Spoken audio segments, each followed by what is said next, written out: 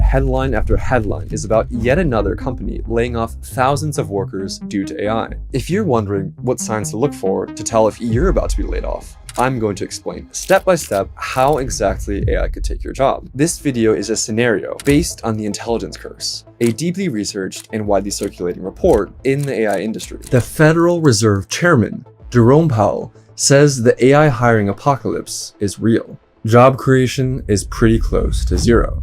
Let's imagine you're the CEO of a firm with 1,000 employees, most of whom are junior or entry level. A new AI company approaches you with a pitch, an AI agent that can do the work of a junior employee for 1/5 of the cost. The more aggressive firms in your sector immediately fire most junior employees. But you're cautious. You're skeptical that this new AI can replace humans, so you treat it as a tool. Instead of outright replacing humans, everything the AIs do is subject to human approval. But within months, the AI agents are outperforming most of your human employees. This comes as a shock to you. But the experts aren't surprised. From 2019 to 2025, the length of tasks AIs could perform doubled every 7 months. This is just the trend continuing. And here's the thing, you might feel uneasy with these developments, but you can't get out of this situation. Because the more that your employees rely on the AI tool, the faster and better their work becomes. In fact, your top performers are now the ones who let the AI do everything before clicking approve. For basic tasks, humans in the loop aren't improving the work, they're slowing it down.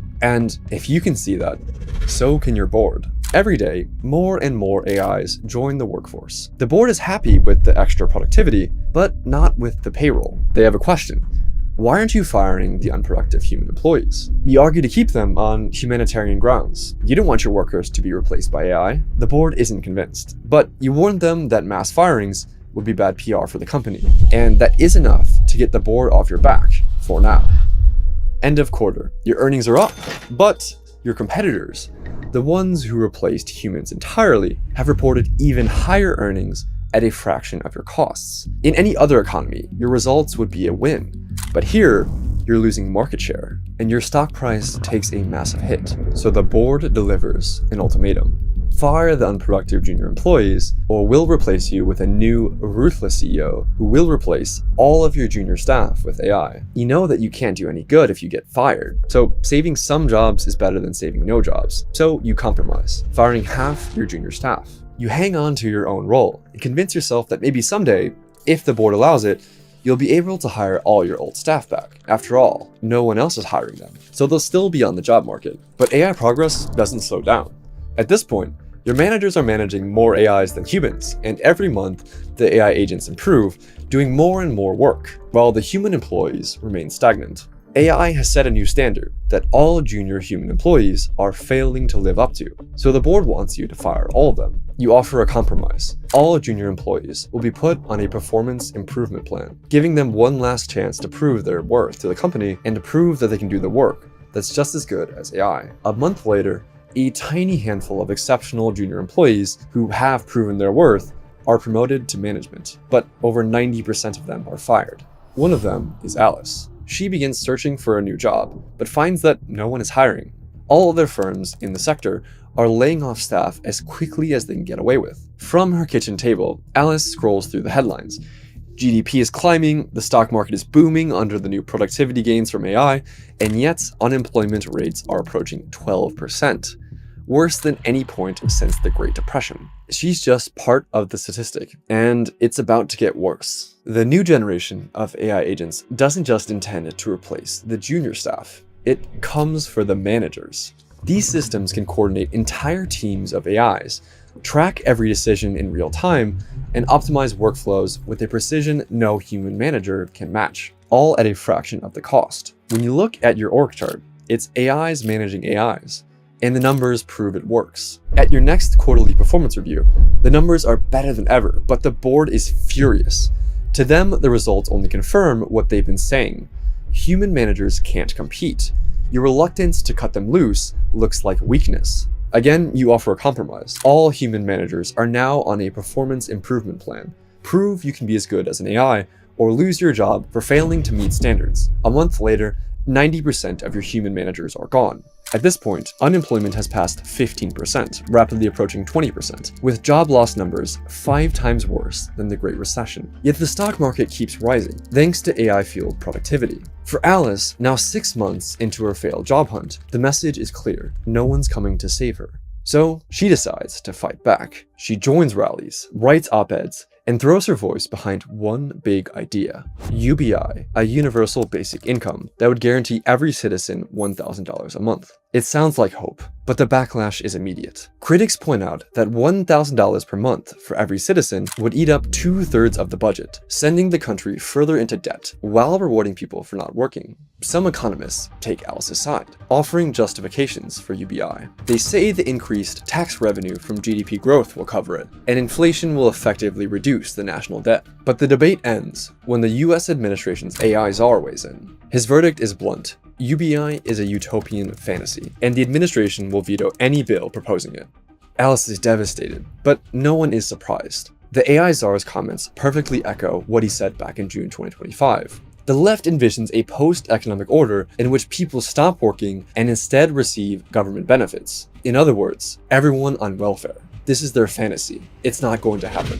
For Alice, the fight feels over. For AI, it's just beginning. The same month the UBI bill dies, AI clears its next milestone. In 2025, it could handle tasks that took hours. Now, the newest generation can run months-long projects without any human input or oversight. The board has seen AI replace and surpass all junior-level employees, all middle managers, all senior managers. Now, all that's left is the executives in the C-suite. They stop short of firing all of you outright, leaving you on the org chart in name only. Every day, you participate in the humiliating ritual of coming to the office to review the AI's work. And each day, with increasing horror, you realize that the AI is doing a better job than you could ever possibly hope to. After all, how could it not? The AI has more knowledge than you, it has more training than you, and because the AI CEO can monitor every single decision made within the company with perfect accuracy, it has insight into operations that no human ever could match. Unemployment smashes through 25%, breaking every historical record, even the worst days of the Great Depression, on the same day that the S&P 500 hits a new all-time high with record stock growth. Alice's landlord is taking her to court to evict her family from the house she's called home for the past decade. So she jumps on a bus to Washington, D.C. and joins 100,000 people swarming the National Mall, chanting "Humans First" and waving UBI banners. But you wouldn't know it from the news. TV networks barely mention it. On social platforms, live stream links vanish from feeds, under the guise of violence prevention and misinformation. The same censorship playbook authoritarian states perfected years ago in the pre-AI era. America, the world's oldest democracy, claims to still have free speech, but the online platforms that control the spread of information silence the protest. Turnout at the next rally plummets. Families keep losing jobs, healthcare, and homes, but the story almost fades from public view. Alice can't believe what she's seeing, but when she tries to talk to her neighbors, they brush her off. Keep up with the job search. Sometimes the job market is hard. Half the people she talks to refuse to believe her when she says that this time, it's different. Alice then realizes something that has always been true. People's politics aren't driven by numbers, they're driven by vibes. And the vibes during Alice's most recent protest are all about the breakup between a pop star and her star athlete boyfriend, with millions of posts arguing over who's to blame. As if that mattered more than the collapse of the job market. And while the public obsesses over celebrity drama, the real drama is unfolding in the boardroom, and it's about to land squarely on your desk. You're still the CEO, technically, but the board calls you in to confirm what you've already suspected. The AI is doing your job better than you ever could. Your company is now run by an AI CEO. It makes every decision, flawlessly executes them, monitors every part of the business with perfect precision, and works 24/7 without pause. It has beaten every target the board set. You're only human, and that makes you obsolete. The stock market keeps climbing, but only AI companies selling to other AI companies are breaking records. The rest, the ones selling food, clothing, or anything meant for humans, are drying up. With 25% unemployment and rising poverty, there's simply less profit in selling to humans. Politicians take note. Most of the government's tax revenue and most of their campaign donations are coming from AI firms and their shareholders. So the AI economy that funds them becomes their main constituency. In the years to come, public schools crumble. With no need to prepare a new generation for the workforce, why should public schools be anything more than glorified daycare? Instead of reading and math classes, kids now spend all day watching AI-generated entertainment, served by a screen that's cheaper than a teacher with an education degree. The few remaining universities are exclusive academies for the children of elites, harkening back to the pre-industrial days of the 18th century when less than 1% of people received a university education. And with AI driving all innovation and productivity, upward mobility has now been completely eliminated. The only wealthy people left are those who acquired their wealth prior to the AI takeover of the economy, or those who inherited it. This scenario might seem far-fetched, but it doesn't take much for this dystopia to become a reality. For this scenario to work, you only have to believe in a few things. AI will continue improving up to and past the point of human intelligence.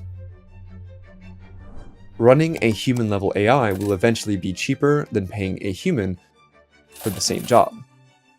Private companies exist to maximize profit, and when given the chance, will replace human employees with AI. Even the firms that initially resist will eventually be forced by competitive pressure to replace humans with AI. The media will be, or is already, largely controlled by corporations that have the mechanisms to throttle the spread of ideas that they see as destabilizing. The government is also driven by incentives, and in a world where most tax revenue comes from AI firms, it will largely cater to the interests of AI. Do any of those sound implausible to you in the next 5 years? Think about how different the world was 5 years ago, before the emergence of AI tools like ChatGPT. You might argue, well, we've been here before. Every wave of disruptive technology has always replaced some jobs, but people have always found some new ones. And you'd be right. AI isn't the first time we've seen a new technology threaten to replace human labor, but AI is unique because the companies building it have explicitly made it their goal to replace all human labor. OpenAI literally made it part of their founding charter. And to make matters worse, AI can accelerate the spread of the paradox of plenty, when technology or resources make a country richer while keeping most of the citizens poorer by concentrating wealth in the hands of a few individuals and corporations.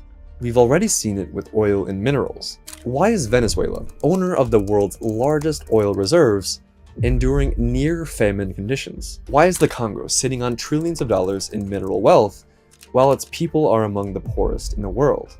Or look at Nigeria, Africa's biggest oil producer, with an appalling poverty rate of 47%. This is the resource curse. Oil, diamonds, and gold can make a country rich on paper, yet individual citizens can still go hungry. In fact, when a country's wealth is more concentrated in a single extractive industry, it becomes a natural recipe for corruption. Whoever owns the oil rigs or diamond mines has all the money they need to buy off the generals, judges, and media. But how can we avoid this? The countries that escaped the resource curse were the ones that had human-driven industries, where the wealth wasn't owned by a single person and dug out of the ground, but created by human labor. Countries like Taiwan or South Korea didn't have a natural resource jackpot. The only way that these countries could become richer and more powerful was by investing in their people, giving people access to food, nutrition, and schools, so that they'd grow up to be more productive citizens capable of designing better smartphones, microchips, and entertainment. When your biggest industries rely on human talent, the humans have the bargaining power to demand better living conditions. But now, AI threatens to take that leverage away. It could do what oil did to countries like Venezuela and Russia, concentrating power and wealth in the hands of a small number of corrupt oligarchs at the expense of everyone else. A kind of wealth that benefits the few while making everyone else poorer. In a world where AI can do everyone's job for less money, humans have no leverage, no bargaining power to demand a higher minimum wage. This is called the intelligence curse. We want a future where AI uplifts humans without replacing humans. So how do we prevent AI from replacing us? What are the things we should let AI do, and what are the things we shouldn't let it do? We need to keep an eye on three things: whether AI is intelligent, whether it's autonomous, and whether it's general. We can have a highly intelligent AI that is good at only one specific thing, Take AlphaFold, the AI that won the Nobel Prize in Chemistry in 2024. It's good at one specific thing: predicting protein structures. It takes research that might have taken months or years and accomplishes it in hours. It's a massive scientific breakthrough, but AlphaFold is only good at one specific thing. It helps medical research, and it doesn't threaten humanity's future. We can also have AIs that are intelligent and autonomous. Look at self-driving cars. Driving is a complex task that requires an advanced AI to safely navigate the roads, and these cars are also autonomous, but they don't have general intelligence. A self-driving Waymo car is only good at one thing: driving. The part where AI becomes dangerous is when it becomes general. A general AI is good at everything, and we're getting closer to seeing general AI with LLMs and multimodal AIs like Claude and GPT. An AI with general intelligence could replace human workers at practically every job, which again, is the goal that OpenAI openly admits to. But the danger isn't just that the AI will make humans irrelevant. A general intelligence that's good at everything could learn to improve itself or create new AIs. It can become more and more powerful, exponentially, until it becomes a superintelligence, far smarter than even the smartest humans. AI scientists are terrified that this is not only possible, but likely to happen. Watch this video next to understand exactly how a superintelligent AI takeover might happen, based on a famous report by AI researchers.